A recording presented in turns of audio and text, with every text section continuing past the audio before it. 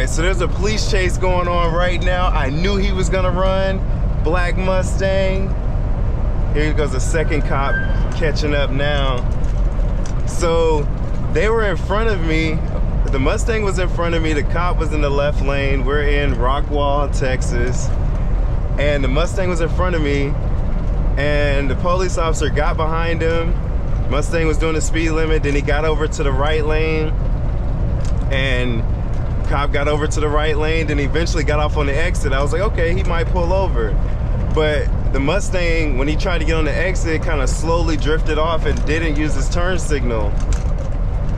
And so they got off on the exit, and I was just looking. I was like, man, okay, he's not gonna run. And then sure enough, 2 minutes later, I see them come flying by me. Oh man. Mustang has his lights off too. Man, it's Friday night. I knew it was gonna happen. I'm gonna keep my camera posted because this, yeah, hopefully there's doesn't be an accident. I see police lights still. Oh no, there he goes, there he goes, there he goes. He went back the other way.